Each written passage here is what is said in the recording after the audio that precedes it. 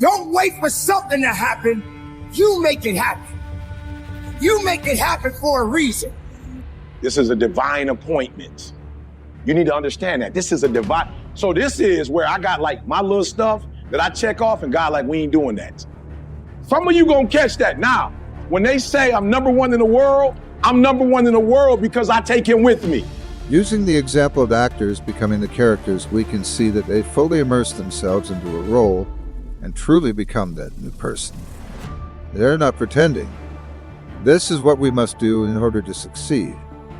If we want to see a successful shift from our current mindset, we must become a new person who is ready to work hard and heavily motivated.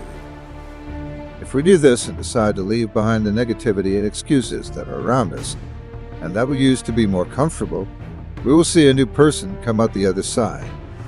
Ignore the people around you that tell you it can't be done and only take in that which makes you stronger.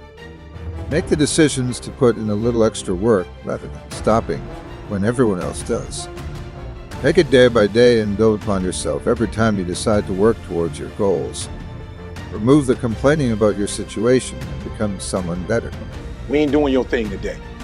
I need you to do this for me. This is a divine appointment. Like, meaning that God wants this to happen. So because God wants this to happen, it's some special stuff that's gonna come out of here. Now here's the deal. Some of you gonna catch it, some of you not. It is time for you to stop feeling sorry. It is time for you to stop doubting. It is time for you to stop being afraid. The risk that you take, in most cases, are the greatest victories of all.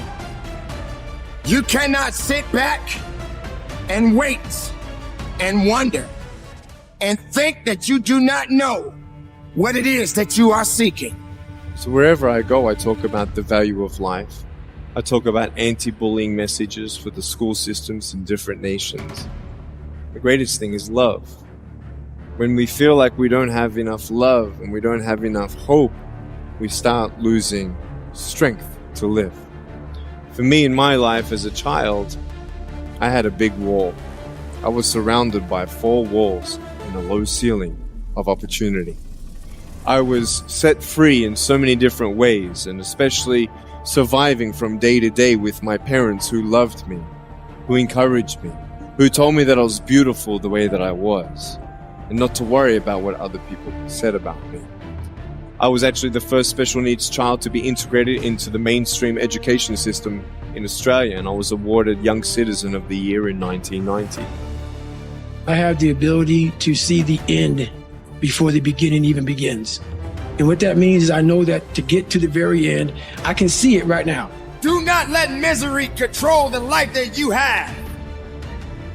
Do not let anyone tell you how to live it. Do not let anyone validate your purpose. Do not let anyone validate your destiny. Someone told you a long time ago that you wasn't worthy. Am I stronger? Every day of my life. Every breath that I take, I get stronger. You can be stronger. So yes, my pain became my passion. It has taught me to teach others to carry on, to never give up, to keep reaching. And no matter the losses, no matter the circumstances, you don't give up on your life. You keep living, you keep fighting. Every one of us has unlimited potential within. We can do great things if we decide to make that step towards it.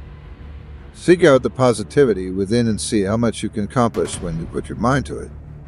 Going the extra mile and doing that little extra something each day adds up to greatness in the long run. It is down to us to make success happen for ourselves. No one else is going to give it to you. So make sure you take on the challenge of self-improvement, otherwise you may end up filled with regret. Know that the journey will be tough.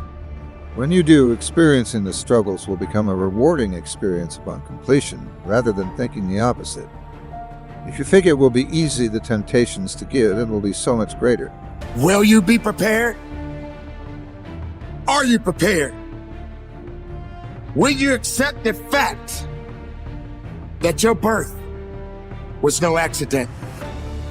Will you accept the fact that there is a purpose attached to you? Will you accept the fact that you are a living, breathing testimony? We're all looking for something. We're all looking for hope.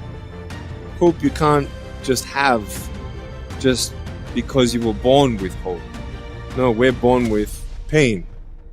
We're born and live through difficulties.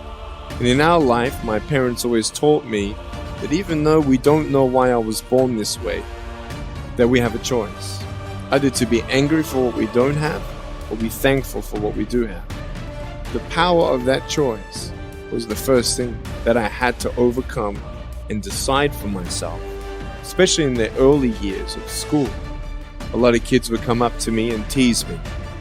And I've been speaking at 5 congresses. I've met 7 presidents all around the world. My largest crowd was 110,000. I have 30,000 invitations for me to speak.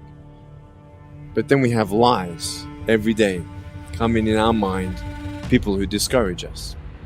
You know the people that you have in your life who, no matter how good of a day you're having, they'll bring you down.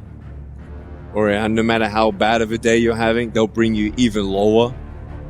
You know what I'm talking about? Think of the 3 biggest discouragers in your life. They're not your biggest discouragers. You are.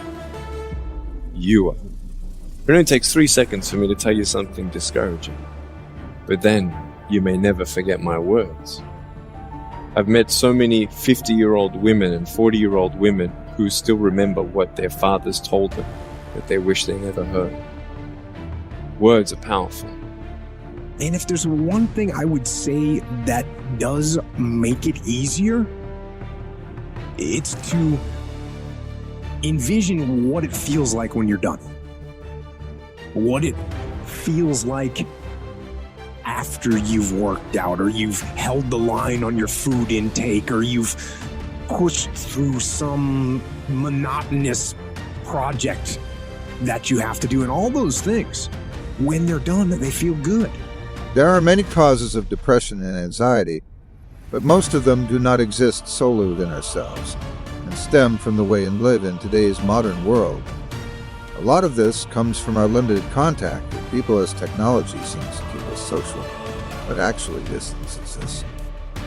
We seem to feel more alone than ever, and it is damaging us. We're designed to be with others, so we must make the decision to talk to people again and be with friends and family. The more we interact with people, the more we naturally come together. And as a byproduct, we aid others with their problems and feel better because of it. Some of you gonna catch it, some of you you're not gonna catch it. So when I found out where I was coming, I was like, yo, this is crazy. Like, I don't gotta bring God. God already there. Like, some places I go, they be like, E, we know how you are. I'm like, don't tell me, I'm bringing him. If not, he ain't there, I'm cool with that. But when I come, he coming with me. He already here. When you hear those words, and then your mind starts growing with these lies. Nick, you're not good enough. Nick, just give up. Nick, you're never gonna get a job. You won't get married. You can't even hold your wife's hand. What kind of a father are you going to be if you can't even pick up your kids when they're crying?